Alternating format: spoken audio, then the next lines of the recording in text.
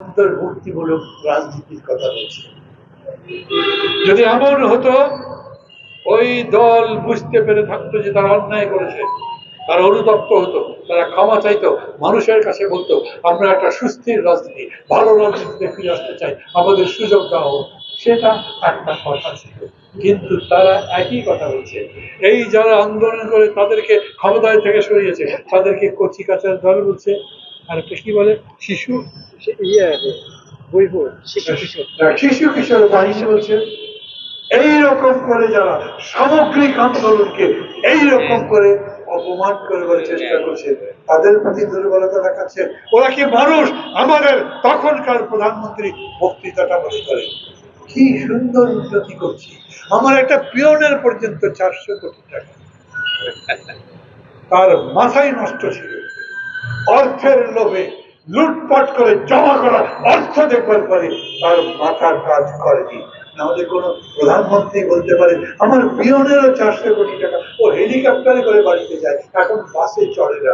ভাবতে পারেন এইরকম কথা যারা বলে তারা সেই মন নিয়ে সেই প্রতিহিংসার আগুন আবার বাংলাদেশে জ্বালিয়ে দিতে চায়। এখন বুঝে কাজ করে। আমি বলি আমাদের কাছে কি তাড়াতাড়ি নির্বাচনের কথা বলি কেন? বলি এই জন্যে যে দেরি হতে থাকলে জিনিসের দাম যদি আরো বাড়ে, কোন দিন মানুষ মিছিল করবে, সেই মিছিলে এই পতিত স্বৈরাচার তার সমস্ত শক্তি নিয়োগ করবে, ঠেকাতে পারবেন না। আপনাদের পুলিশ এখন পর্যন্ত ঠিক করতে পারেননি, প্রশাসন এখনো ঠিক করতে পারেননি। আপনারা পুলিশকে কেন, আপনারা কোনো জায়গাতে উল্লেখযোগ্য কোনো অবদানও দেখাতে পারেননি। তারপরেও আপনাদের বিরুদ্ধে আমরা মাঠে নামি। আমরা শুধু বলছি আপনাদেরকে সতর্ক থাকতে, ঠিক মতো বুঝে শুনে কাজ করতে। এই নির্বাচন যত তাড়াতাড়ি হয় তত ভালো। এই কারণে মাঝে মাঝে আমার মনে হয় ধরেন একটা হরতাল টরতাল দেখে দিয়ে আমাদের পুলিশরা হরতাল বাধা দেওয়ার জন্য নামবে। এখন পর্যন্ত গ্রামে গ্রামে থানায় থানায় পুলিশ সিভিল ড্রেসে থানায় যায়, থানার মধ্যে ঢুকে পুলিশের ড্রেস পরে। আবার যখন বাইরে বেরোয় তখন অনেক থানাতে দেখবেন পুলিশ তার ড্রেস বদলে আবার পাবলিকের ড্রেস পরে রাস্তা দিয়ে যায়। তারা কোনো দায়িত্ব নিতে চায় না। এই পুলিশকে প্রোঅ্যাক্টিভ বাড়াতে পারেননি, এই প্রশাসনকে এখন পর্যন্ত নিজেদের নিয়ন্ত্রণে অথবা জনগণের পক্ষে দাঁড়াবে এরকম করতে পারেননি। তাই ভয় পাওয়া স্বাভাবিক। তাড়াতাড়ি ভোট দিয়ে আপনারা মান সম্মানের সাথে চলে যেতে পারবেন। আর যদি এমন হয় সংকট বাড়তে থাকে, প্রশাসন সামলাতে না পারেন, আন্দোলন সামলাতে না পারেন, মানুষের বিক্ষোভের করে জবাব দিতে না পারেন, আজ পর্যন্ত সরকারের পক্ষ থেকে সরকারের একজন মুখপাত্র নয়, তাই যিনি পরিস্থিতির উপরে ব্যাখ্যা দেবেন। কথাবার্তা লম্বা হয়ে যাচ্ছে, আমি বলি আপনাদের কাছে আমাদের সবার দায়িত্ব আছে। আমরা মনে করি, আমি মনে করি যে আজ এই সরকার ব্যর্থ হলে সেই ব্যর্থতা আমারও হবে।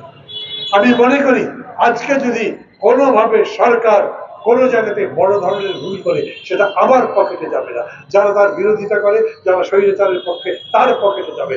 অতএব আমি চাই সরকার যত ভালোভাবে তার দায়িত্ব পালন করতে পারে।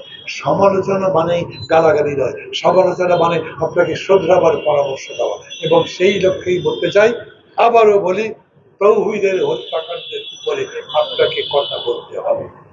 ওই পরিবারের মনোতুষ্টির জন্য, তার সন্তুষ্টির জন্য, জনগণের কাছে জবাব দেওয়ার জন্য আমরা যারা আন্দোলন করছি, কালকে যে আমাদের কাউকে ফিরে চলে যাবেন না, তারপর আমাদের শরীরে রক্তাক্ত আঘাতের চিহ্ন নিয়ে এই ঢাকায় কিংবা কোনো জায়গাতে রাস্তায় পড়ে থাকবো না। এই যতগুলো মানুষ আছে সেই গ্যারান্টি চাই, আপনাদের কাছে চাই। নিশ্চিত মৃত্যুর, স্বাভাবিক মৃত্যুর গ্যারান্টি চাই। এই কথা বহু বছর আগে নির্মল সেন লিখেছিলেন। আজ আমি একই কথা বলি, আপনার সরকারের আমলে এই দাবি আবার তুলতে হবে, এটা প্রত্যাশা। ভালো থাকবে সবাই, তাদের ভালো চাই, সবার ভালো চাই, দেশের ভালো চাই, সবার। আমি শেষ কথা বলবো, প্রত্যেকটা দল তাদের প্রস্তাব দিয়েছে সংস্কারের উপরে। 15টা কমিশন বানিয়েছেন, তার মধ্যে 6টা কমিশন রিপোর্ট দিয়েছে। আপনি বলেছেন আমি কোনো সংস্কার চাপিয়ে দেবো না, যেটা সবাই মিলে বলবে যাতে ঐক্যমত্য হবে তার ভিত্তিতে আমি সংস্কার করব।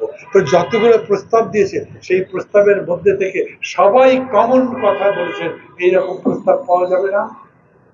3000 প্রস্তাব দিয়েছে, তার মধ্যে খুব কম করে বলি 30টা প্রস্তাব কমন পাওয়া যাবে না। আপনি যে আবার আলোচনা শুরু করতে চাচ্ছেন, কবে শুরু করবেন সেটা জানি না। দীর্ঘসূত্রিতা যেন করা না হয়। আপনার কাছে পথ আছে যাতে আপনি সুচারুরূপে বিজ্ঞান ভিত্তিতে সবার মন জয় করে এই সংস্কারের কাছে যেতে পারেন। সেই পথে থাকুন, সাফল্য কামনা করছি। খোদা হাফেজ।